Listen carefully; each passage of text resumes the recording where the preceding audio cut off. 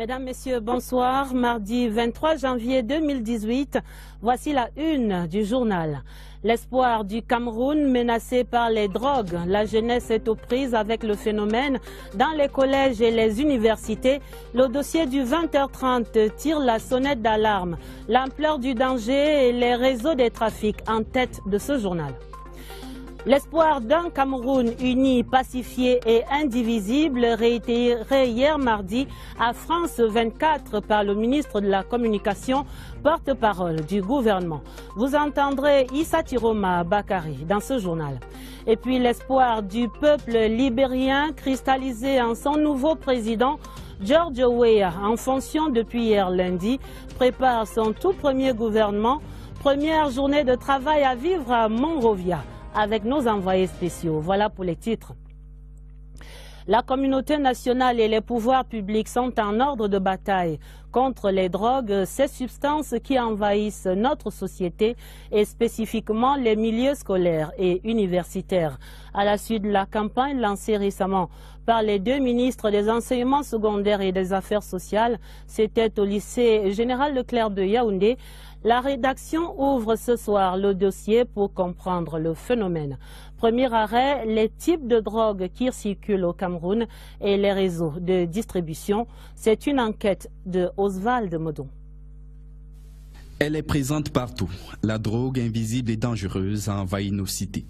Lieu de prédilection, les établissements scolaires sont devenus de véritables plaques tournantes d'un business qui se fait sous le manteau.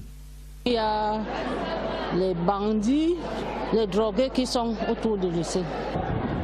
C'est à chacun de la combattre comme il peut.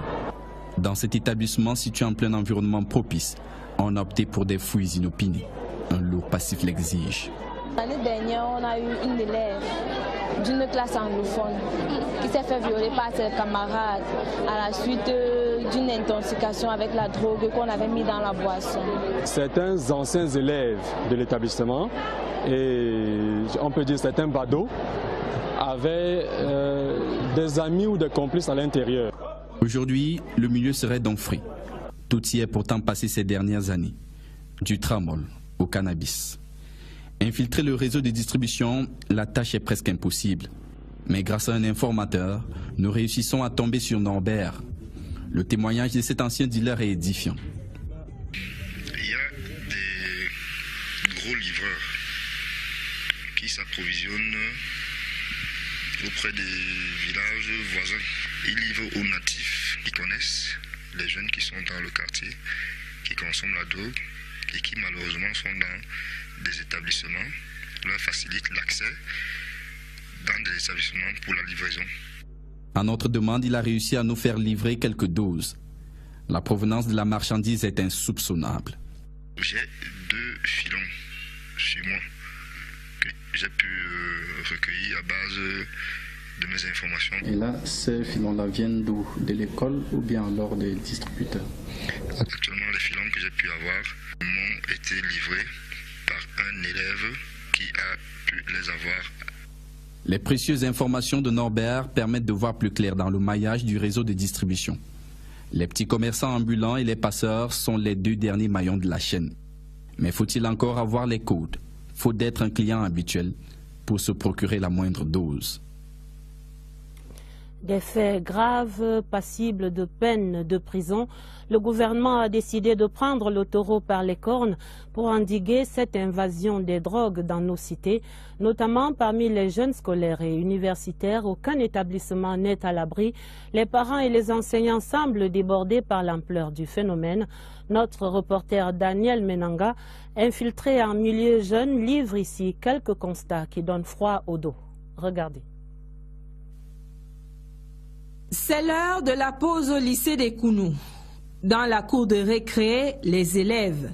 Et probablement dans le lot, la fameuse bande exclue pendant 8 jours pour consommation de stupéfiants. C'était au mois de novembre, un jeudi, pendant que nous savions qu'ils étaient en classe. C'est le commandant de brigade de Kondengui qui appelle l'établissement.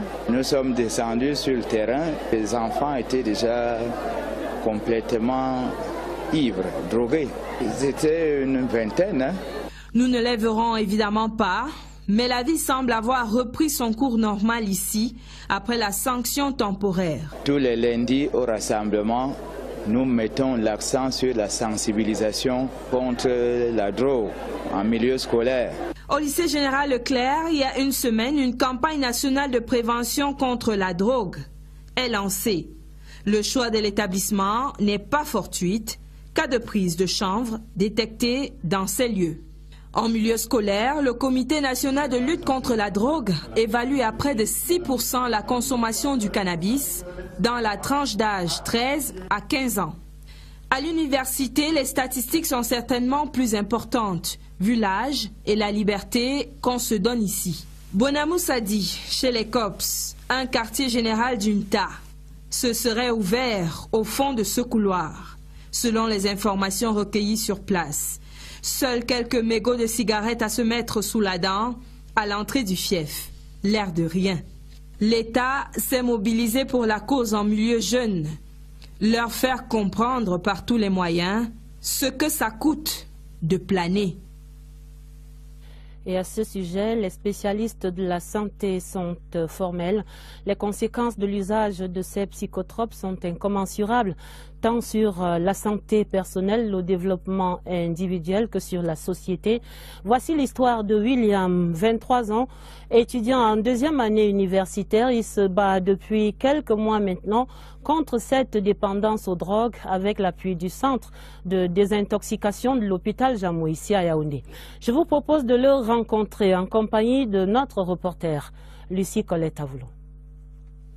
William n'avait que 15 ans lorsqu'il goûte à son premier roulé. Les euphories recherchées se transforment en dépression et s'installe la dépendance. Au départ, ça a été très dur parce que j'étais tenté de toujours prendre parce que c'est la compagnie qui n'a pas changé. Je me suis dit, c'est ta vie, c'est ma vie, quoi. Donc il fallait que je fasse un pas en avant, quoi. Avec mes parents, j'aimais bien les fuir. Ça m'arrivait de passer des nuits dehors et tout, des jours même dehors, quoi. 8 ans enchaînés dans cette perdition, pendant lesquels William apprécie les facultés que lui procure le chanvre indien. J'ai des relations avec des filles. Je suis le mentor, quoi. Je décide de ce que je veux, quoi. Tu peux même commettre des crimes en prenant du chanvre indien. Beaucoup plus d'agresseurs qu'on voit dehors, c'est parce qu'ils n'ont pas de quoi fumer et ils se battent pour arracher des sacs, voler, braquer. La sonnette d'alarme retentit il y a 1 an à travers les douleurs gastriques insoutenables. Il décide enfin de sortir de ce cercle vicieux. Depuis que j'ai commencé ce traitement, ça va pour le mieux. J'ai essayé de couper des ponts avec des gens qui ne me servaient à rien, en fait des gens qui consommaient de l'herbe, quoi. Je suis beaucoup plus casanier, je suis beaucoup plus avec mes parents parce qu'ils ont beaucoup de projets pour moi.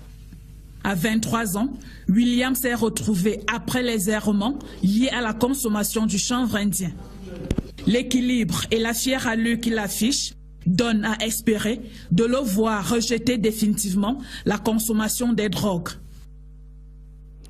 Attention, jeunesse, danger, pourrait-on dire. Dans la suite du journal, parlons maintenant de la deuxième journée de travail de Nicoletta Mariolini au Cameroun. La déléguée fédérale suisse au plurilinguisme a poursuivi sa visite ce mardi par une audience au ministère de l'administration territoriale et de la décentralisation. Le ministre René Emmanuel Sadi et son hôte ont échangé sur les avancées de la décentralisation, l'organisation et la gestion administrative au Cameroun et en Suisse. La déléguée fédérale suisse au plurilinguisme évoque ici quelques-unes des pistes qui pourraient faire l'objet d'un partage entre nos deux pays. Elle est interviewée par Eugène Bey.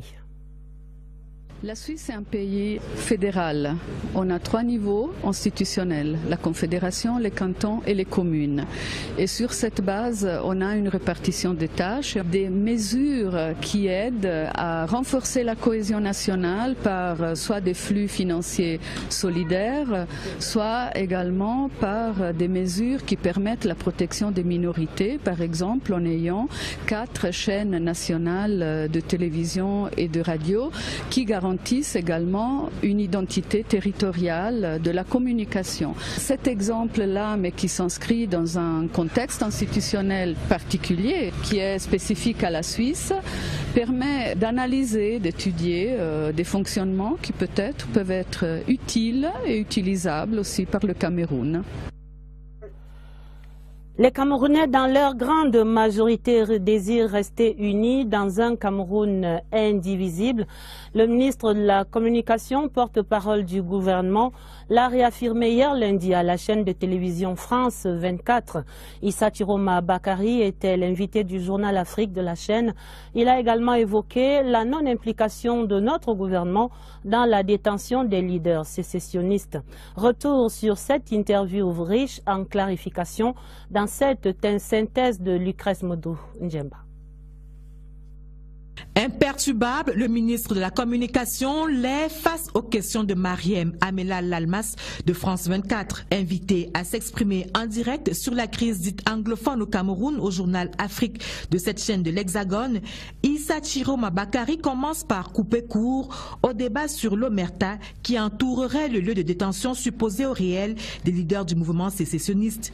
Je ne saurais infirmer ou confirmer si d'aventure ces terroristes qui veulent amputer une partie de notre territoire se trouveraient donc au Nigeria et aux arrêts. Le porte-parole du gouvernement dit ensuite la désapprobation de la nation entière quant aux dérives sécessionnistes observées ces derniers mois dans notre pays. Le peuple camerounais, uni derrière son chef, est déterminé à prendre toutes les mesures pour empêcher la sécession dans notre pays. Et lorsque l'idée vient à la journaliste française de questionner le ministre de la Communication sur un éventuel dialogue avec les tenants de la partition du Cameroun, la réponse du porte-parole du gouvernement est sans équivoque. On ne négocie pas avec ceux qui veulent amputer une partie de notre territoire. L'occasion est également donnée à Issa Chiroma Bakari de rétablir la vérité sur le référendum de 1961. Ce sont les Nations Unies qui ont organisé un référendum à l'occasion duquel les deux parties de notre territoire qui se trouvaient sous l'administration britannique ont eu l'opportunité de se prononcer, à savoir s'ils acceptaient de se rattacher au Cameroun ou au Nigeria. Une dizaine de minutes d'échange qui ont permis au ministre de la Communication de clarifier la position du gouvernement camerounais sur cette crise qui secoue les régions du nord-ouest et du sud-ouest depuis plus d'un an. L'intégralité de cette interview vérité du ministre de la Communication à France 24 hier est à suivre à la fin de ce 20h30. Autre grande actualité dans le paysage audiovisuel, Something Big is Coming Your Way. C'est le compte à rebours à la CRTV. L'office est dans la dernière ligne droite avant le lancement officiel de sa nouvelle chaîne d'information en continu. Dans 5 jours maintenant, CRTV News va faire son entrée dans cette constellation. Voici Vanessa Mbakop pour tout savoir de ce qui vous est proposé dès dimanche 28. Il est en route, le bébé que vous attendez tous. Plus que quelques jours et CRTV News sera enfin dévoilé au monde entier. Sa vision, être et demeurer la référence de l'audiovisuel au Cameroun et dans toute la sous-région Afrique centrale. Nous commençons par la chaîne d'information en continu parce que dans les chaînes thématiques, c'est aujourd'hui, on va dire, la plus emblématique. Parce que tout le monde veut savoir à tout moment ce qui se passe autour de soi, ce qui se passe dans le monde. L'une des instructions formelles que j'avais reçues de mon président du conseil d'administration était de tout faire pour hâter la mise en place de cette chaîne. Une chaîne d'information continue, voilà ce qu'il fallait pour répondre aux besoins d'un public devenu de plus en plus exigeant en matière de diversité. Son lancement officiel ne pouvait donc pas attendre plus longtemps. La date du 28 janvier, parce qu'elle nous renvoie au 28 janvier 1988, cela va faire exactement 30 ans. La voici, la princesse des chaînes d'information en continu, CRTV News. CRTV News, c'est aussi le reflet d'une entreprise qui veut valoriser le savoir-faire de la jeunesse en offrant aux téléspectateurs ce qu'il y a de meilleur. L'information en temps réel, la vraie, 24 heures sur 24 et 7 jours sur 7. et ce sera big. L'ingéniosité au secours des planteurs de cacao qui subissent la chute du prix du produit sur les marchés. Ingéniosité dans la transformation pour ne plus dépendre de la seule fève. Voici l'invention d'un ancien producteur, ingénieur agro-industriel. Il transforme maintenant les cabosses de cacao en aliments pour poissons. Serge Atanganabiso lui a rendu visite à Mimetala, non loin de Yaoundé. Regardez. Nombre de ses collègues cacaoculteurs savent que c'est du fumier, c'est cabosses. Juste bon comme repère de serpents vipères, en quête d'une maison avec chauffage interne, où on vient tout de même les déloger, les chasser, les tuer et manger. C'est pourtant un cacaoculteur aussi, qui depuis quelques années a découvert que dans le tas de cabosses évidés réside une fortune. La fève, pour lui, c'est 40% à peine de l'argent que peut rapporter une cabosse. De tous nos efforts en qualité de planteur, nous ne prenons que la fève. Et nous ne dépendons que de la fève. Alors que le cortex resté et le placenta regorgent de beaucoup de vertus et peut être consommé en alimentation. 18% de protéines recyclables en aliments pour poissons et même farine à usage humain. Ces cortex de cacao qu'ils vont collecter de par le pays. 150 francs le kilogramme de cortex sec. Quand on sait que 80% du poisson consommé dans le monde est issu de l'élevage, Mingi Fish a de la marge. Étienne Nanga, ingénieur en agro-industrie, a breveté sa trouvaille. Des Turcs s'intéressent déjà à son travail. Le gouvernement tente de l'appuyer avec du matériel de collecte de la matière première. Mais comme on nous connaît, nous les gens, les machines qui extraient le si précieux liant sont cachées dans un lieu tenu secret, jusqu'au jour où peut-être le monde adoubera l'homme qui faisait manger les poissons. 2 pays seulement dans le monde, le Cameroun et la Bolivie, disposent de cette expertise, transformer la cabosse en aliment. Les Boliviens, les Sud-Américains ont derrière eux la Banque mondiale, alors qu'au Cameroun, c'est encore effort personnel. Comparaison n'est pas raison, mais 1 kilo d'aliments sortis d'ici se vend déjà chez les Turcs entre 3 et 4 euros, plus de 2000. Alors que le cacao, vous connaissez la suite. Chapeau bas à l'ingénieur. Dans les TIC, le programme baptisé Club 2.0 Est vient de former quelques 20 000 jeunes dans les 4 départements de la région de l'Est au métier de l'informatique. L'opération était impulsée par le ministre directeur adjoint du cabinet civil à la présidence de la République, Joseph Lé, avec le soutien de la première dame camerounaise, Madame Chantal Biya, et l'appui technique de l'IAI Cameroun. Et si l'on considère l'engouement des populations et le succès de ce programme sur le terrain, on pourrait maintenant se demander s'il est possible de l'étendre aux 9 autres régions. Question à Philippe Roger Sama.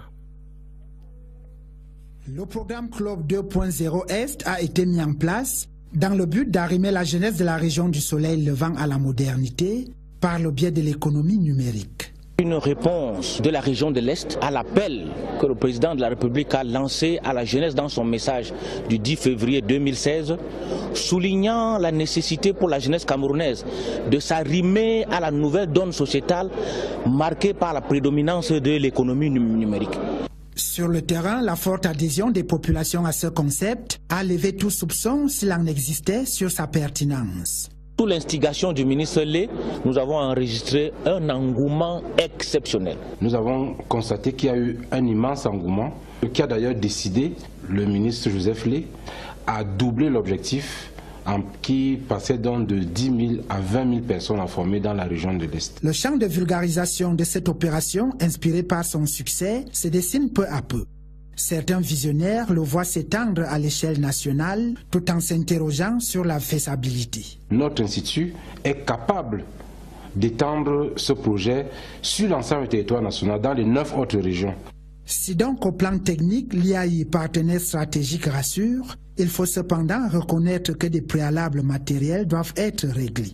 L'implication des élites apparaît sur ce point, comme une nécessité absolue. Ce sont les élites qui doivent s'activer pour mettre en œuvre le concept présidentiel qui veut que les populations camerounaises s'arriment à la modernité. Nous serons bien heureux que les élites d'autres régions puissent créer des clubs 2.0 Ouest, 2.0 Nord, 2.0 Sud-Ouest, 2.0 Littoral, etc. La région de l'Est, laboratoire expérimental du club 2.0, se positionne donc comme un bel exemple à suivre pour arrimer l'ensemble de la jeunesse camerounaise à l'économie numérique, moteur de croissance.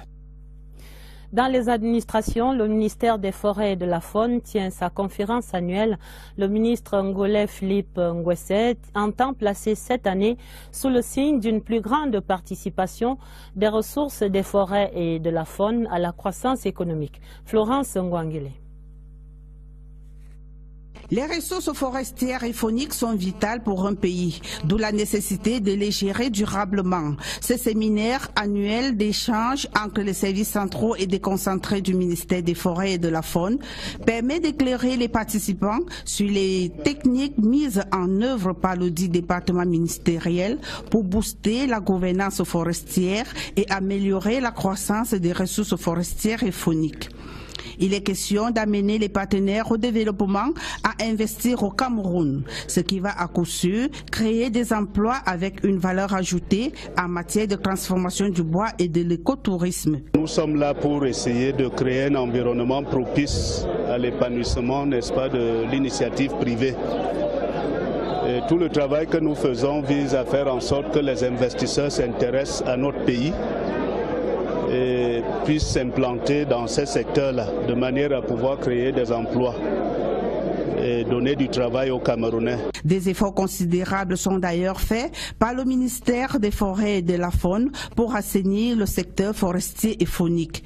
Il est question de s'accommoder aux nouvelles exigences en matière d'exploitation des ressources forestières qui consistent à participer à la sauvegarde des écosystèmes. La gestion durable des ressources forestières et fauniques revêt une importance cruciale aussi bien pour les populations rurales que pour le gouvernement et la communauté internationale. Du sang neuf pour les douanes camerounaises, des inspecteurs des services au niveau central et des chefs de division nouvellement nommés étaient installés dans leurs fonctions ce mardi.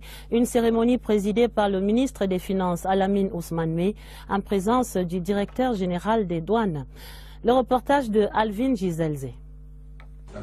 La douane camerounaise compte sur la compétence, la connaissance du terrain et l'expérience de ses nouveaux responsables. Ils sont inspecteurs généraux et chefs de division. En procédant à leur installation, Alamine Ousmane Mey a prescrit engagement sans faille dans la sécurisation des recettes publiques. Autre chantier, la dématérialisation des procédures du commerce extérieur, la poursuite des efforts visant à réduire les délais de passage des marchandises. Toutes ces personnes-là vont accompagner le directeur général des douanes, le ministère et l'État du Cameroun dans le sens le plus large vers sa destination et l'émergence à l'horizon 2035. Les responsables promus disent être prêts à relever le défi. J'entends m'employer avec toute la force de mon énergie professionnelle et personnelle pour donner le meilleur de moi-même, en faisant profiter des atouts de la coopération internationale à notre administration. La réforme douanière en cours d'élaboration ne peut être effective que si les hommes chargés de l'implémenter travaillent en parfaite synergie, ce sur quoi compte d'ailleurs le ministre des Finances vers l'amélioration des performances d'une administration douanière moderne. L'Union européenne mobilisée pour la sécurisation des populations de la région de l'extrême nord.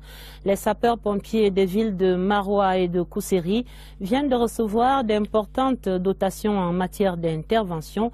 Le projet financé par l'Union européenne inclut des bâtiments rénovés et des équipements, tous présentés à l'ambassadeur Hans-Peter Schadek, le chef de la délégation de l'Union européenne qui était en visite dans cette région de l'extrême nord. Chose vue là-bas avec Eric Benjamin, la maire. 10 véhicules neufs, dont des camions, ambulances et pick-up, 5 cellules contenant les matériels de transport, de lutte contre les inondations et les incendies, 2 unités de potabilisation de l'eau, 4 embarcations et du matériel de sauvetage aquatique, des matériels d'intervention pour accidents de la circulation, secours santé. C'est ce qu'est allé visiter ce vendredi dans les casernes des pompiers de Marois l'ambassadeur, chef de la délégation de l'Union européenne au Cameroun, Hans-Peter Schadek, accompagné du général de brigade Mahamat Ahmed Kotoko, commandant du corps national des sapeurs-pompiers. Le diplomate européen a tenu à avoir des visus et à apprécier l'une des manifestations concrètes de la coopération Cameroun-Union européenne sur le terrain de la sécurité. Il y a des prestations très réelles qui ont été fournies à travers ce projet, dont la livraison, la mise à disposition du matériel essentiel pour le corps des sapeurs-pompiers. Donc nous sommes fiers de contribuer à cela.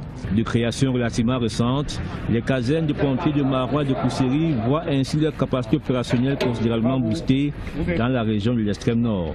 Ça nous a permis d'avoir un certain nombre de formations. Et surtout les matériels qui nous ont été donnés nous permettront d'être beaucoup plus actifs, opérationnels sur les zones que nous couvrons, notamment dans la région de l'extrême nord. Donc je profite de votre micro pour remercier sincèrement l'Union européenne. Ces réalisations rentrent dans le cadre du projet de renforcement des capacités des sapeurs-pompiers et de la police frontière dans la région de l'extrême nord. C'est ainsi que 4 postes frontières ont été rénovés et équipés. Une unité fluviale et une unité cynophile ont été mises sur pied pour un coût global de 2,5 milliards de francs CFA. Avant de quitter Marois, l'ambassadeur Schadek a visité 2 ONG qui œuvrent pour la promotion de la paix et du vivre ensemble grâce au soutien de l'Union européenne. En politique, grande mobilisation des femmes du département de l'Océan pour le soutien à la politique du président Paul Biya. C'est une initiative du sénateur Grégoire Mbamba et des dames qui se prénomment là-bas les Amazones du président de la République. Elles lui promettent déjà un raz-de-marée politique depuis les inscriptions sur les listes électorales jusqu'au vote massif lors des prochaines échéances. À Kribi, retrouvons Dieudonné Noira. Une marée humaine à la place des fêtes de Kribi. Le sénateur Grégoire Mbamba et les Amazones du président Paul Biya exhibent dans la joie et l'allégresse leur attachement indéfectible aux idéaux du président de la République.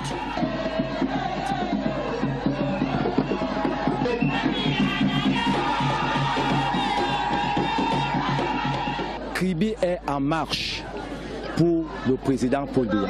Les 3000 femmes que vous voyez aujourd'hui ne sont pas toutes du RDPC. Elles sont de plusieurs partis politiques, mais qui ont une vision, voter leur président parce que le président Paul Biya a une vision. Cette vision, c'est l'émergence, cette vision, c'est le vivre ensemble. Nous tous, nous sommes derrière le président Paul Biya pour qu'il soit une fois de plus élu. Nous avons beaucoup donné ici à Kribi. Par exemple, comme le port, en eau profonde, ça nous galvanise. J'avais beaucoup entendu parler, je les ai vus en action aujourd'hui.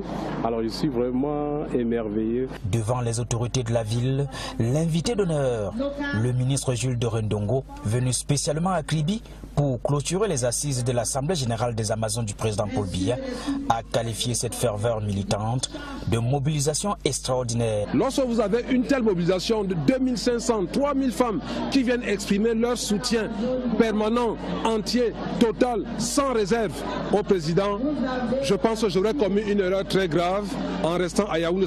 Après la place des fêtes de Kribi, une marche de soutien dans les rues de la belle cité balnéaire, avec à la clé des chants de victoire et sur des pancartes, des messages forts où les Amazones du président Paul Biya s'engagent à faire inscrire en masse l'agent féminine de l'océan sur les listes électorales. Les membres du conseil électoral étaient en visite de travail dans la région de l'extrême nord. Ils ont échangé ce mardi avec les acteurs politiques de la région, des formations politiques appelées à accompagner l'ECAM dans la révision des listes électorales en cours depuis ce début d'année. Abdoulaziz Amadou dans l'extrême nord. Les docteurs Adamou Alioum et Sangou Issofa ont mis à contribution leurs connaissances acquises par l'organisation de plusieurs scrutins pour répondre à la multitude de préoccupations formulées par les différents acteurs du processus électoral à Marois. Quand on sème le vent, on récolte la tempête. Donc, 2018, une année électorale pas comme les autres. Nous sommes prêts à collaborer avec Elecam et il reste seulement à ce que Elecam joue franc jeu. Les deux membres du Conseil électoral ont abondamment puisé dans les dispositions du Code électoral pour réitérer la neutralité de l'ECAM et inviter du même coup forces vives, partis politiques et sociétés civiles à appuyer l'opération d'enrôlement menée dans les 6 départements que compte l'extrême nord. Tout le monde apporte, comment dirais-je, son grain de sel pour que les choses se passent bien, ou bien son grain de sable pour construire l'édifice. Donc l'édifice qui est un Cameroun démocratique et prospère. Conscients du temps qui presse, les partis politiques se sont engagés à intensifier la sensibilisation, surtout auprès des jeunes qui ne trouvent pas encore le sens de la participation aux devoirs civiques. Dans la région du Sud, le phénomène des grossesses précoces freine notablement la scolarisation des jeunes filles du département de l'Anvila. La communauté éducative de ce département se mobilise maintenant pour un meilleur accompagnement de l'émancipation de cette catégorie sociale. Les constats avec Pierre Evembe. Lycée technique des Boloba, le sort d'une frange d'élèves préoccupe. Dans un département, celui de l'Anvila, où alcool, stupéfiants, mais davantage, rapports sexuels précoces et leur diplôme de grossesse ouvrent grand les bras à la jeune fille. Ce fut le cas de Gina, devenue élève mère. Manque de moyens des parents, parce que ma vie était vraiment difficile pour venir à l'école. Après, un homme m'a trompé. Un garçon m'a vraiment trompé. Élève mère, une tenue plutôt difficile à porter dans un établissement. Je rentre, je dois laver les habits, je dois faire la lessive pour le bébé. Je dois aussi apprendre mes leçons, c'est tellement difficile pour moi.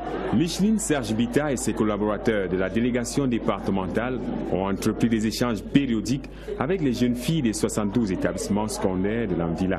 C'est surtout le manque de communication. Quand on communique avec elles, quand on leur dit à quoi elles s'exposent, elles prennent des précautions, elles se privent de beaucoup de choses et nous gagnons.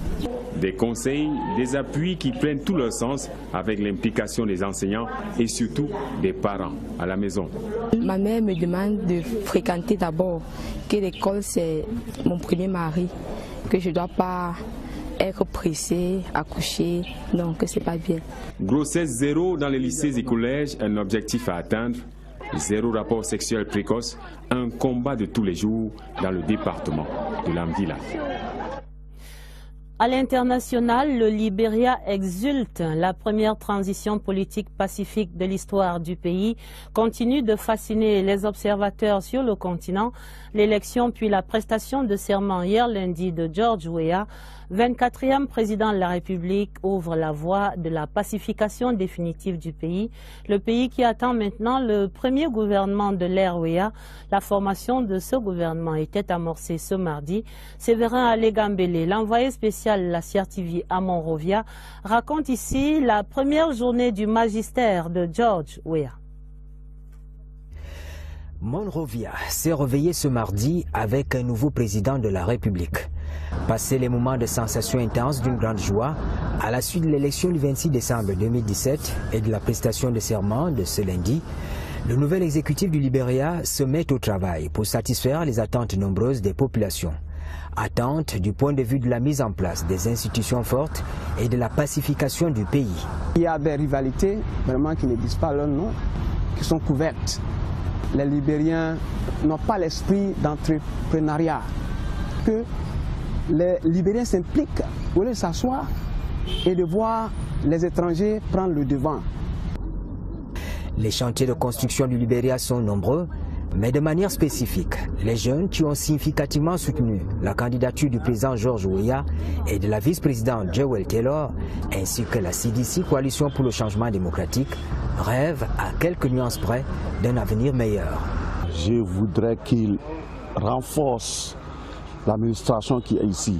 Il n'est qu'à faire tout possible que nous serons heureux dans nos pays.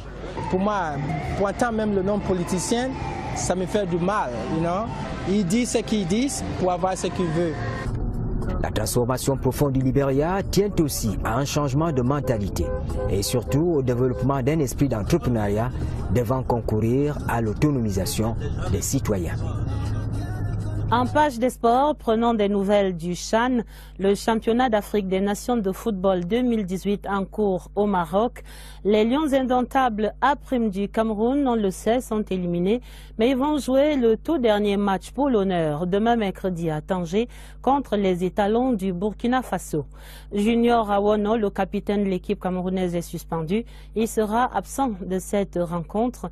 Retrouvons dans la tanière pour l'ambiance plutôt morose, nous dit-on, Jean-Cyriac Bessé, l'envoyé spécial de la CRTV au Maroc. L'honneur, c'est l'unique enjeu qui motive les Lions indomptables A' à quelques heures de leur dernière sortie au CHAN Maroc 2018. Le capitaine Awono, il est suspendu, donc ça donnera la possibilité à quelqu'un qui ne s'est pas exprimé depuis ou qui n'a pas eu le temps de jeu de pouvoir s'exprimer. Mais c'est vrai aussi qu'il faut donner l'opportunité à d'autres. Il y aura forcément des changements. Il ne faudrait pas qu'il y ait non plus un changement, un bouleversement pour faire croire que ceux qui ont joué les deux matchs n'ont pas pu être à la hauteur. Les hommes de Rigobert Sambanac ont eu leur dernière séance d'entraînement ce mardi au stade de Tanger en toute complicité. Dans la tanière, le coach et ses joueurs sont unanimes. Une victoire s'impose face aux étalons du Burkina Faso. On fera tout pour que le match de mercredi, qu'on puisse quand même rentrer avec un honneur. Parce que c'est vrai jouer, mais il faudrait qu'à la fin des choses aussi, que nous soyons aussi au moins rentrés avec des points. Les hommes venus du Faso affichent la même ambition, battre le Cameroun pour renforcer leur moisson. En ce qui nous concerne, nous on vient, on joue franchement notre ballon. Les 23 joueurs qui sont là, il y a un nivellement de valeur. À Tanger ce mercredi, l'honneur aura l'embarras du choix. Un ingrédient suffisant pour donner du piquant au match Cameroun-Burkina Faso prévu à 20h heure de Yaoundé. On peut encore dire bonne chance pour l'honneur aux Lions. Je vous propose à présent d'entendre l'intégralité de l'interview vérité donnée par le ministre de la Communication, porte-parole du gouvernement, Issa Chiroma Bakari, était l'invité du journal Afrique de la chaîne de télévision France 24.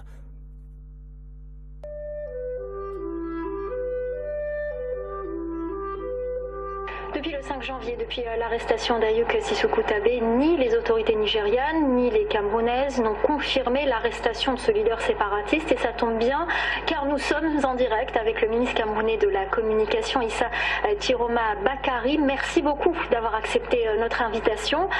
Tout d'abord, est-ce que le leader séparatiste Sissoko Ayouk Tabé est en détention au Nigeria? Est-ce que vous nous le confirmez? Je vous remercie, madame, de me donner cette opportunité. Je ne saurais vous infirmer ou confirmer si d'aventure ces terroristes qui veulent amputer une partie de notre territoire se trouveraient donc au Nigeria et aux arrêts. Ce que je peux affirmer sans risque d'être démenti, c'est qu'effectivement ils se trouvent quelque part. Naturellement, et dans leur posture, ils jouissent de tous les droits que confère leur position actuelle. Est-ce que vous savez où est-ce qu'il se trouve exactement? Vous dites qu'il se trouve quelque part.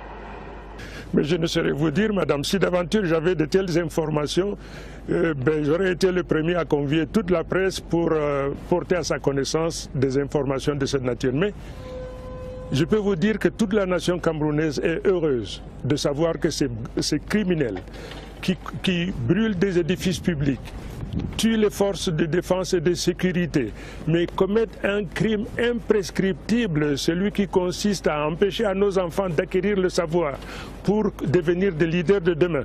Ceux-là sont des criminels qui sont recherchés par la nation camerounaise et je profite de l'occasion pour dire que le gouvernement camerounais a émis un mandat d'arrêt international à l'effet donc de les arrêter et de les ramener au Cameroun pour qu'ils répondent de leurs forfaits, pour qu'ils répondent de leurs actes. Qu'en est-il de la situation dans le sud-ouest du pays, notamment après les affrontements entre manifestants et forces de l'ordre ces derniers jours? Certains, et c'est le cas du cardinal Christian Toumi, dénoncent des exactions commises par les forces de l'ordre. Je voudrais d'abord vous dire, pour vous rassurer, madame, que l'immense majorité du peuple camerounais en général, mais également l'immense majorité de nos compatriotes dans les deux régions, le nord-ouest et le sud-ouest, sont contre la sécession. C'est donc une infime minorité qui s'investit donc dans cette activité criminelle qui consiste à tuer, à brûler, à profaner l'héritage que nous ont légué les pères fondateurs de notre nation. Alors, ce que je peux également ajouter, c'est que leurs desseins sont voués à l'échec. Le peuple camerounais, uni derrière son chef, est déterminé à prendre toutes les mesures pour empêcher la sécession dans notre pays. Et comment vous répondez aux accusations d'exaction dans la région, comme celle du cardinal Toumi? S'agissant donc du cardinal Toumi, pour qui j'ai un respect, une admiration sans borne, je conseille simplement d'être prudent. Parce que les sécessionnistes vont l'instrumentaliser, pas seulement lui, tous ceux qui, comme lui, incarnent aujourd'hui l'espoir et des valeurs religieuses sûres. Tout cela risque donc d'être instrumentalisé par les sécessionnistes qui sont prêts à faire feu de tout bois pour jeter déshonneur et discrédit sur nos forces de défense et de sécurité et par extrapolation l'État camerounais, le gouvernement camerounais. Ce que je pourrais dire dans ce cadre-là, c'est d'abord de faire preuve donc de retenue. Des enquêtes sont ouvertes et dès lors que les résultats de ces enquêtes seront mis à ma disposition, je convierai toute la presse sans phare pour porter à la connaissance de la presse ce qui s'est passé exactement dans cette partie de notre territoire. Où en est le dialogue avec les séparatistes? Y a-t-il des tractations? Pas avec les séparatistes. Comment voulez-vous, madame, nous demander au gouvernement camerounais de s'asseoir autour d'une table avec une population dont l'objet est d'amputer une partie de notre territoire? Ça ne s'est vu nulle part au monde, ça ne peut pas se voir au Cameroun. On ne négocie pas avec ceux qui veulent amputer une partie de notre territoire pour constituer une hypothétique république.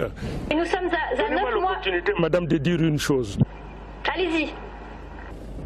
Nous avons beaucoup de peine à nous comprendre. Je voulais simplement vous demander de me donner l'opportunité de rétablir une vérité historique. La vérité historique consiste simplement à dire que ce sont les Nations Unies qui ont organisé un référendum à l'occasion duquel les deux parties de notre territoire qui se trouvaient sous l'administration britannique ont eu l'opportunité de se prononcer, à savoir s'ils acceptaient de se rattacher au Cameroun ou au Nigeria. La partie extrême de notre nation a choisi de se rattacher au Nigeria, pendant que la partie sud a choisi donc de se rattacher au Cameroun. Les sécessionnistes ont, par désinformation, intoxication, ils ont travesti la réalité et ce que je viens de vous dire se trouve archivé dans les archives des Nations Unies, là où ça se trouve, madame. Merci beaucoup, monsieur Issa Chiroma Bakary, ministre camerounais de la communication. Merci d'avoir répondu à nos questions. Je vous remercie, madame. Merci. Des clarifications claires et nettes du ministre de la Communication Issa Chiroma Bakary, invité hier en direct du journal Afrique de la chaîne de télévision France 24 et que vous venez donc d'entendre. C'est la fin de ce 20h30. Pour l'essentiel à retenir, c'est l'espoir du Cameroun menacé par les drogues, la jeunesse aux prises avec le phénomène dans les collèges et les universités, le dossier du journal tirait la sonnette d'alarme quant à l'ampleur de ce danger et des réseaux, des trafics qui sont en cours. L'espoir également d'un Cameroun uni, pacifié et indivisible. On vient d'entendre le ministre de la Communication réitérer ses propos à France 24. Il était dans l'intégralité de cette interview dans le journal. Et puis l'espoir du peuple libérien cristallisé en son tout nouveau président George Weah, en fonction depuis hier lundi, prépare maintenant son tout premier gouvernement. C'est à suivre dans l'actualité. La fin du journal, préparé avec la collaboration de Agnès Solange Abessolo. D'autres informations pour vous à minuit avec Nicole Doudou et Elvis Teke. Rendez-vous sur cette antenne après le journal Le point de presse donné par Célestin Tawamba, le président du JICAM, à suivre sur cette antenne. Très belle soirée et à demain, 20h30.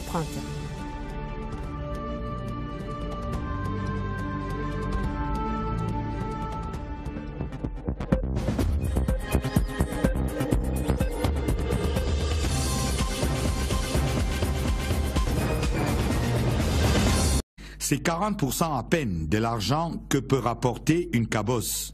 De tous nos efforts en qualité de planteur, nous ne prenons que la fève.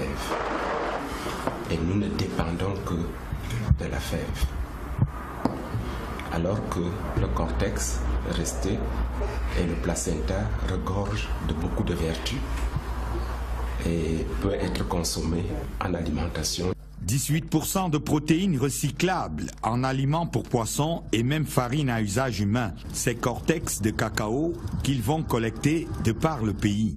150 francs le kilogramme de cortex sec. Quand on sait que 80% du poisson consommé dans le monde est issu de l'élevage, Mingi Fish a de la marge. Étienne Nanga, ingénieur en agro-industrie, a breveté sa trouvaille. Des Turcs s'intéressent déjà à son travail. Le gouvernement tente de l'appuyer avec du matériel de collecte de la matière première. Mais comme on nous connaît, nous les gens, les machines qui extraient le si précieux liant sont cachées dans un lieu tenu secret, jusqu'au jour où peut-être le monde adoubera l'homme qui faisait manger les poissons. 2 pays seulement dans le monde, le Cameroun et la Bolivie, disposent de cette expertise, transformer la cabosse en aliment. Les Boliviens, les Sud-Américains ont derrière eux la Banque mondiale, alors qu'au Cameroun, c'est encore effort personnel. Comparaison n'est pas raison, mais 1 kilo d'aliments sortis d'ici se vend déjà chez les Turcs entre 3 et 4 euros, plus de 2000. Alors que le cacao, vous connaissez la suite. Chapeau bas à l'ingénieur. Dans les TIC, le programme baptisé Club 2.0 Est vient de former quelques 20 000 jeunes dans les 4 départements de la région de l'Est au métier de l'informatique. L'opération était impulsée par le ministre directeur adjoint du cabinet civil à la présidence de la République, Joseph Lé, avec le soutien de la première dame camerounaise, Madame Chantal Biya, et l'appui technique de l'IAI Cameroun. Et si l'on considère l'engouement des populations et le succès de ce programme sur le terrain, on pourrait maintenant se demander s'il est possible de l'étendre aux 9 autres régions. Question à Philippe Roger Sama. Le programme Club 2.0 Est a été mis en place dans le but d'arrimer la jeunesse de la région du Soleil levant à la modernité par le biais de l'économie numérique. Une réponse de la région de l'Est à l'appel que le président de la République a lancé à la jeunesse dans son message du 10 février 2016, soulignant la nécessité pour la jeunesse camerounaise de s'arrimer à la nouvelle donne sociétale marquée par la prédominance de l'économie numérique. Sur le terrain, la forte adhésion des populations à ce concept a levé tout soupçon s'il en existait sur sa pertinence. Sous l'instigation du ministre Lé, nous avons enregistré un engouement exceptionnel. Nous avons constaté qu'il y a eu un immense engouement, qui a d'ailleurs décidé, le ministre Joseph Lé, à doubler l'objectif qui passait donc de 10 000 à 20 000 personnes à former dans la région de l'Est. Le champ de vulgarisation de cette opération, inspiré par son succès, se dessine peu à peu. Certains visionnaires le voient s'étendre à l'échelle nationale tout en s'interrogeant sur la faisabilité. Notre institut est capable d'étendre ce projet sur l'ensemble du territoire national dans les 9 autres régions. Si donc au plan technique, l'IAI, partenaire stratégique, rassure, il faut cependant reconnaître que des préalables matériels doivent être réglés.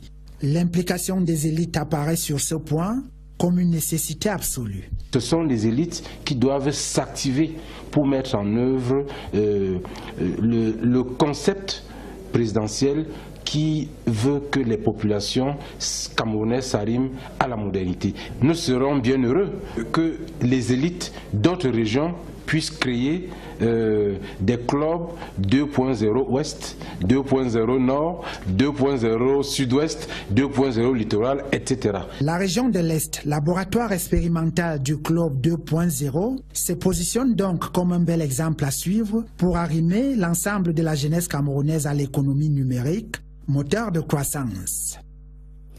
Dans les administrations, le ministère des Forêts et de la Faune tient sa conférence annuelle. Le ministre angolais Philippe Ngwese entend placer cette année sous le signe d'une plus grande participation des ressources des forêts et de la faune à la croissance économique. Florence Ngwangele. Les ressources forestières et fauniques sont vitales pour un pays, d'où la nécessité de les gérer durablement. Ce séminaire annuel d'échange entre les services centraux et déconcentrés du ministère des Forêts et de la Faune permet d'éclairer les participants sur les techniques mises en œuvre par l'audit.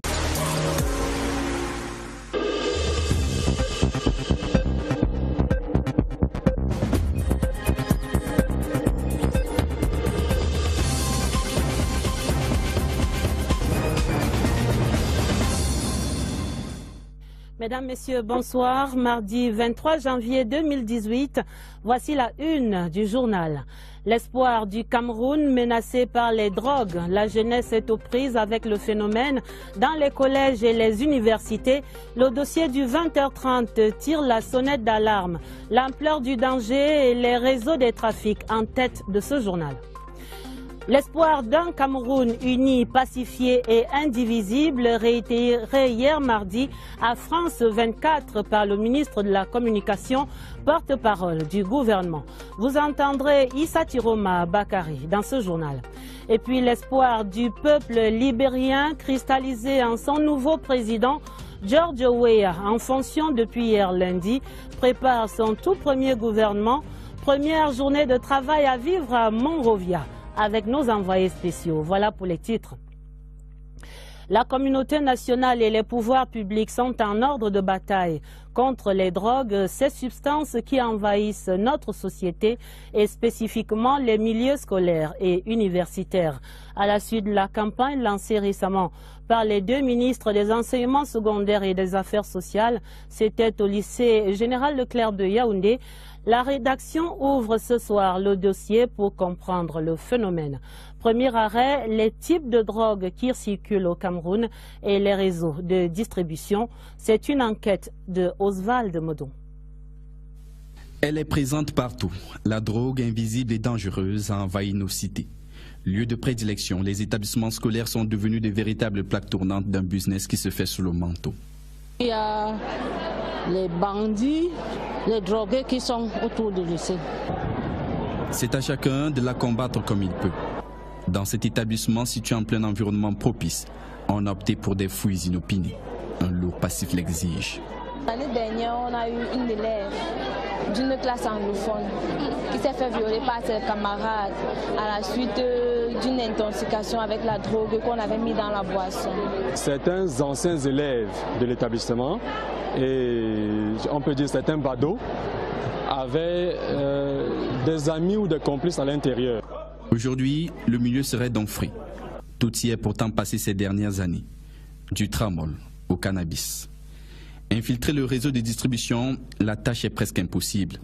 Mais grâce à un informateur, nous réussissons à tomber sur Norbert. Le témoignage de cet ancien dealer est édifiant. Il y a des gros livreurs qui s'approvisionnent auprès des villages voisins. Ils livrent aux natifs qui connaissent les jeunes qui sont dans le quartier, qui consomment la drogue et qui malheureusement sont dans des établissements, leur facilitent l'accès dans des établissements pour la livraison. À notre demande, il a réussi à nous faire livrer quelques doses. La provenance de la marchandise est insoupçonnable. J'ai 2 filons sur moi que j'ai pu recueillir à base de mes informations. Et là, ces filons-là viennent d'où? De l'école ou bien alors des distributeurs? Actuellement, les filons que j'ai pu avoir m'ont été livrés par un élève qui a pu les avoir. Les précieuses informations de Norbert permettent de voir plus clair dans le maillage du réseau de distribution. Les petits commerçants ambulants et les passeurs sont les deux derniers maillons de la chaîne. Mais faut-il encore avoir les codes, faute d'être un client habituel, pour se procurer la moindre dose? Des faits graves, passibles de peine de prison, le gouvernement a décidé de prendre le taureau par les cornes pour endiguer cette invasion des drogues dans nos cités, notamment parmi les jeunes scolaires et universitaires. Aucun établissement n'est à l'abri. Les parents et les enseignants semblent débordés par l'ampleur du phénomène. Notre reporter Daniel Menanga, infiltré en milieu jeune, livre ici quelques constats qui donnent froid au dos. Regardez. C'est l'heure de la pause au lycée des Kounou. Dans la cour de récré, les élèves. Et probablement dans le lot, la fameuse bande exclue pendant 8 jours pour consommation de stupéfiants. C'était au mois de novembre, un jeudi, pendant que nous savions qu'ils étaient en classe. C'est le commandant de brigade de Kondengui qui appelle l'établissement. Nous sommes descendus sur le terrain. Les enfants étaient déjà complètement ivres, drogués. Ils étaient une vingtaine. Nous ne les verrons évidemment pas, mais la vie semble avoir repris son cours normal ici, après la sanction temporaire. Tous les lundis au rassemblement. Département ministériel pour booster la gouvernance forestière et améliorer la croissance des ressources forestières et fauniques. Il est question d'amener les partenaires au développement à investir au Cameroun, ce qui va à coup sûr créer des emplois avec une valeur ajoutée en matière de transformation du bois et de l'écotourisme. Nous sommes là pour essayer de créer un environnement propice à l'épanouissement, n'est-ce pas, de l'initiative privée. Et tout le travail que nous faisons vise à faire en sorte que les investisseurs s'intéressent à notre pays et puissent s'implanter dans ces secteurs-là, de manière à pouvoir créer des emplois et donner du travail aux Camerounais. Des efforts considérables sont d'ailleurs faits par le ministère des Forêts et de la Faune pour assainir le secteur forestier et faunique. Il est question de s'accommoder aux nouvelles exigences en matière d'exploitation des ressources forestières qui consistent à participer à la sauvegarde des écosystèmes. La gestion durable des ressources forestières et fauniques revêt une importance cruciale aussi bien pour les populations rurales que pour le gouvernement et la communauté internationale. Du sang neuf pour les douanes camerounaises, des inspecteurs des services au niveau central et des chefs de division nouvellement nommés étaient installés dans leurs fonctions ce mardi. Une cérémonie présidée par le ministre des Finances Alamine Ousmane Mey en présence du directeur général des douanes. Le reportage de Alvin Giselze. La douane camerounaise compte sur la compétence, la connaissance du terrain et l'expérience de ses nouveaux responsables. Ils sont inspecteurs généraux et chefs de division. En procédant à leur installation, Alamine Ousmane Mey a prescrit engagement sans faille dans la sécurisation des recettes publiques.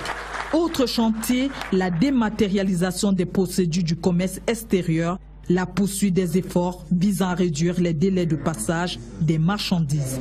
Toutes ces personnes-là vont accompagner le directeur général des douanes, le ministère et l'État du Cameroun dans le sens le plus large vers sa destination et l'émergence à l'horizon 2035. Les responsables promus disent être prêts à relever le défi. J'entends m'employer avec toute la force de mon énergie professionnelle et personnelle pour donner le meilleur de moi-même, en faisant profiter des atouts de la coopération internationale à notre administration. La réforme douanière en cours d'élaboration ne peut être effective que si les hommes chargés de l'implémenter travaillent en parfaite synergie, ce sur quoi compte d'ailleurs le ministre des Finances vers l'amélioration des performances d'une administration douanière moderne. L'Union européenne mobilisée pour la sécurisation des populations de la région de l'extrême nord. Les sapeurs-pompiers des villes de Maroua et de Kousséri viennent de recevoir d'importantes dotations en matière d'intervention. Le projet financé par l'Union européenne inclut des bâtiments rénovés et des équipements, tous présentés à l'ambassadeur Hans-Peter Schadek, le chef de la délégation de l'Union européenne qui était en visite dans cette région de l'extrême nord. Chose vue là-bas avec Eric Benjamin, la maire. 10 véhicules neufs, dont des camions, ambulances et pick-up, 5 cellules contenant les matériels de transport, de lutte contre les inondations et les incendies, 2 unités de potabilisation de l'eau, 4 embarcations et du matériel de sauvetage aquatique, des matériels d'intervention pour accidents de la circulation, secours santé. C'est ce qu'est allé visiter ce vendredi dans les casernes des pompiers de Marois l'ambassadeur, chef de la délégation de l'Union européenne au Cameroun, Hans-Peter Schadek, accompagné du général de brigade Mahamat Ahmed Kotoko, commandant du corps national des sapeurs-pompiers. Le diplomate européen a tenu à avoir des visus et à apprécier l'une des manifestations concrètes de la coopération Cameroun-Union européenne sur le terrain de la sécurité. Il y a des prestations très réelles qui ont été fournies à travers ce projet, dont la livraison, la mise à disposition du matériel essentiel pour le corps des sapeurs-pompiers. Donc nous sommes fiers de contribuer à cela. De création relativement récente, les casernes de pompiers de Marois et de Kousséry voient ainsi leur capacité opérationnelle considérablement boostée dans la région de l'extrême nord. Ça nous a permis d'avoir un certain nombre de formations. Et surtout les matériels qui nous ont été donnés nous permettront d'être beaucoup plus actifs, opérationnels sur les zones que nous couvrons, notamment dans la région de l'extrême nord. Donc je profite de votre micro pour remercier sincèrement l'Union européenne. Ces réalisations rentrent dans le cadre du projet de renforcement des capacités des sapeurs-pompiers et de la police frontière dans la région de l'extrême nord. C'est ainsi que 4 postes frontières ont été rénovés et équipés. Une unité fluviale et une unité cynophile ont été mises sur pied pour un coût global de 2,5 milliards de francs CFA. Avant de quitter Marois, l'ambassadeur Schadek a visité 2 ONG qui œuvrent pour la promotion de la paix et du vivre ensemble grâce au soutien de l'Union européenne. En politique, notre gouvernement dans la détention des leaders sécessionnistes. Retour sur cette interview riche en clarifications dans cette synthèse de Lucrèce Modou Ndjemba.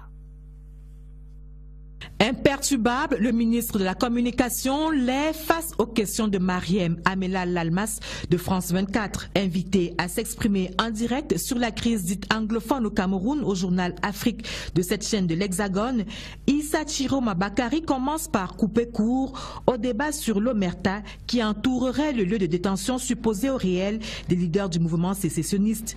Je ne saurais infirmer ou confirmer si d'aventure ces terroristes qui veulent amputer une partie de notre territoire se trouveraient donc au Nigeria et aux arrêts. Le porte-parole du gouvernement dit ensuite la désapprobation de la nation entière quant aux dérives sécessionnistes observées ces derniers mois dans notre pays.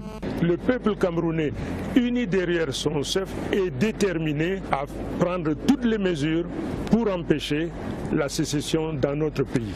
Et lorsque l'idée vient à la journaliste française de questionner le ministre de la Communication sur un éventuel dialogue avec les tenants de la partition du Cameroun, la réponse du porte-parole du gouvernement est sans équivoque. On ne négocie pas avec ceux qui veulent amputer une partie de notre territoire.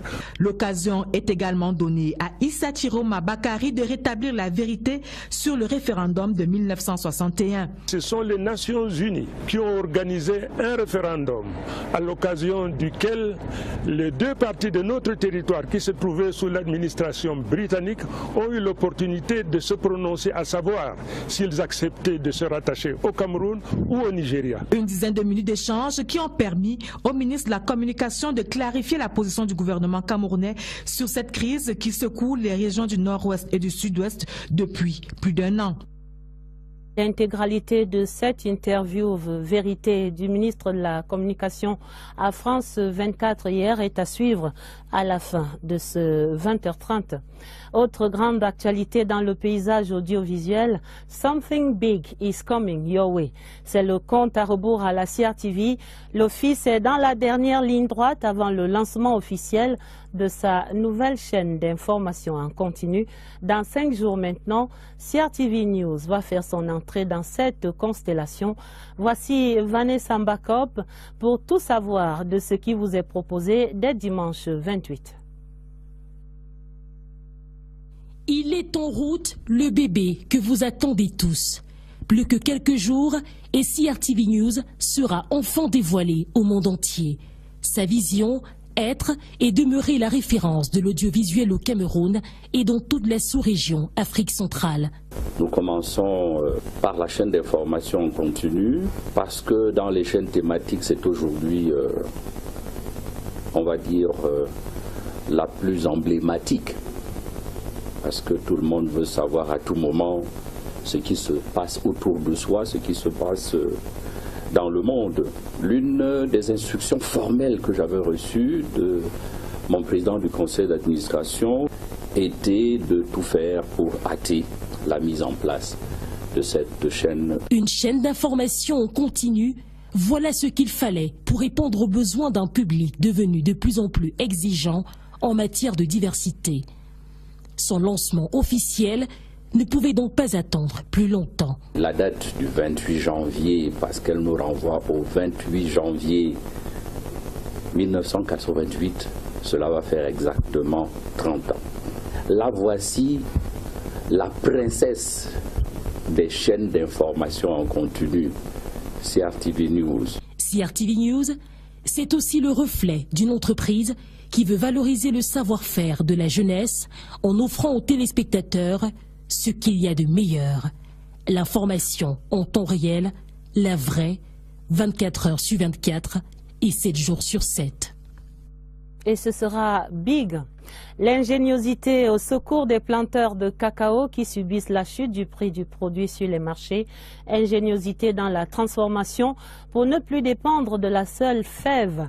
Voici l'invention d'un ancien producteur, ingénieur agro-industriel. Il transforme maintenant les cabosses de cacao en aliments pour poissons. Serge Atangana-Bissau lui a rendu visite à Mimetala, non loin de Yaoundé. Regardez. Nombre de ses collègues cacaoculteurs savent que c'est du fumier, c'est cabosses. Juste bon comme repère de serpents vipères, en quête d'une maison avec chauffage interne, où on vient tout de même les déloger, les chasser, les tuer et manger. C'est pourtant un cacaoculteur aussi qui depuis quelques années a découvert que dans le tas de cabosses évidés réside une fortune. La fève, pour lui... Nous mettons l'accent sur la sensibilisation contre la drogue en milieu scolaire. Au lycée général Leclerc, il y a une semaine, une campagne nationale de prévention contre la drogue est lancée. Le choix de l'établissement n'est pas fortuite. Cas de prise de chanvre détecté dans ces lieux. En milieu scolaire, le Comité national de lutte contre la drogue évalue à près de 6% la consommation du cannabis dans la tranche d'âge 13 à 15 ans. À l'université, les statistiques sont certainement plus importantes, vu l'âge et la liberté qu'on se donne ici. Bonamou Sadi, chez les COPS, un quartier général d'UNTA, se serait ouvert au fond de ce couloir, selon les informations recueillies sur place. Seuls quelques mégots de cigarettes à se mettre sous la dent à l'entrée du fief. L'air de rien. L'État s'est mobilisé pour la cause en milieu jeune.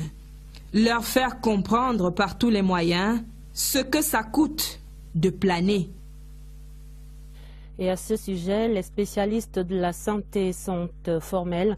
Les conséquences de l'usage de ces psychotropes sont incommensurables, tant sur la santé personnelle, le développement individuel que sur la société.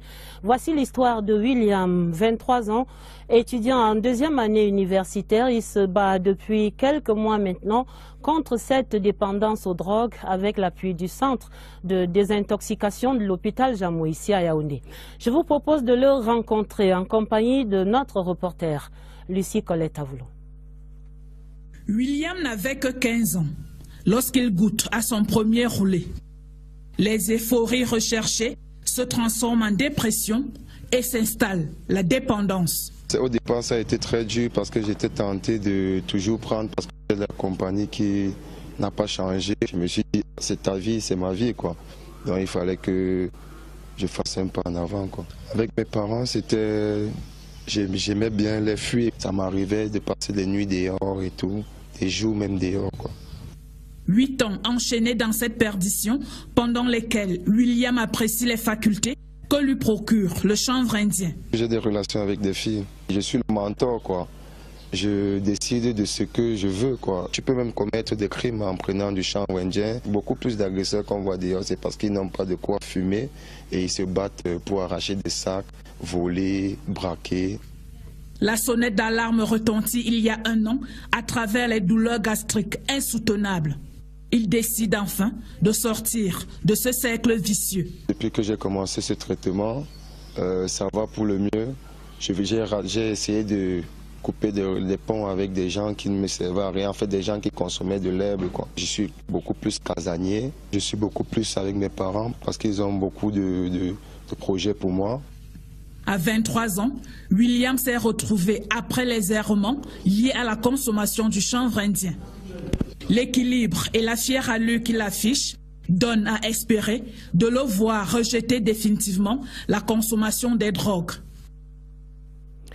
Attention, jeunesse, danger, pourrait-on dire. Dans la suite du journal, parlons maintenant de la deuxième journée de travail de Nicoletta Mariolini au Cameroun. La déléguée fédérale suisse au plurilinguisme a poursuivi sa visite ce mardi par une audience au ministère de l'administration territoriale et de la décentralisation. Le ministre René Emmanuel Sadi et son hôte ont échangé sur les avancées de la décentralisation, l'organisation et la gestion administrative au Cameroun et en Suisse. La déléguée fédérale suisse au plurilinguisme évoque ici quelques-unes des pistes qui pourraient faire l'objet d'un partage entre nos deux pays. Elle est interviewée par Eugène Bey. La Suisse est un pays fédéral. On a 3 niveaux institutionnels, la Confédération, les cantons et les communes. Et sur cette base, on a une répartition des tâches, des mesures qui aident à renforcer la cohésion nationale par soit des flux financiers solidaires, soit également par des mesures qui permettent la protection des minorités, par exemple en ayant 4 chaînes nationales de télévision et de radio qui garantissent également une identité territoriale de la communication. Cet exemple-là, mais qui s'inscrit dans un contexte institutionnel particulier, qui est spécifique à la Suisse, permet d'analyser, d'étudier des fonctionnements qui peut-être peuvent être utiles et utilisables aussi par le Cameroun. Les Camerounais, dans leur grande majorité, désirent rester unis dans un Cameroun indivisible. Le ministre de la Communication, porte-parole du gouvernement, l'a réaffirmé hier lundi à la chaîne de télévision France 24. Issa Tiroma Bakari était l'invité du journal Afrique de la chaîne. Il a également évoqué la non-implication de notre